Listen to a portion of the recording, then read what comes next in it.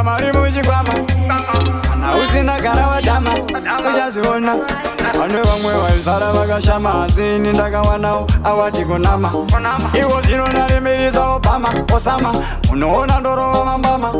pane pamwe pandedona vachitadza kundigama asi pamwe pacho vaingondidhama ndichida ndidavotenga naiki kana kuti puma vachida kungofarira Jacob Zuma havasi kuziva kuti mhuri yangu haisi kunuma asi handisi kurarama nekuchuma kudharadhara kuti kwavaindituma iko zvinoda kuita kunge ndatova mukoma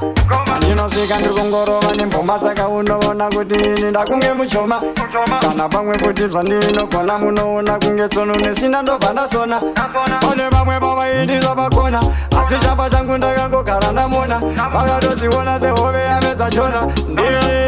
ndakuvasvipira ndikatibo abo vari kusimbisa boyavo asi bo avambosimbisa boyangu ndati bo vari kungochemera boyavo asi bo havasi kufara chava kwangu nekuti bo wamira samahobo ndikati bo vari kuuya vari hobo ndikati bo vavhura ziso segrobo ndikati bo munoona komarobo ndikati bo yatova shopopo ndikati bo pamwe pacho chikoropo ndikati bo vaona ndabuda popo ndasvika paroboti saka bo abo vari kusimbisa boyavo asi bo avambosimbisa boyangu ndati bo vari kungochemera boyavo asi bo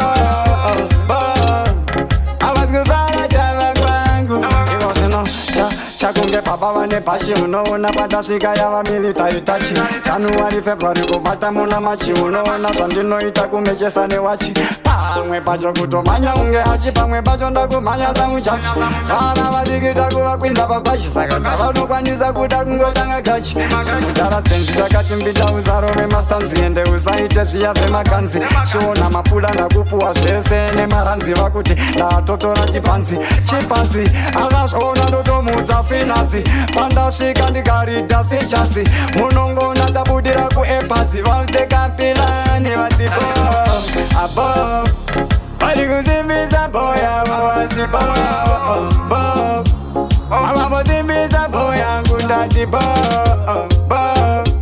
vari kungochemera boyavo asi bo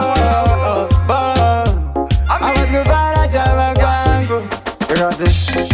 ngenyoka kundichinjira anakonda chavaponda nongoona kuti ndakapinda iko zvinoruduka seshinda nongoona vese ndakukanda kumarinda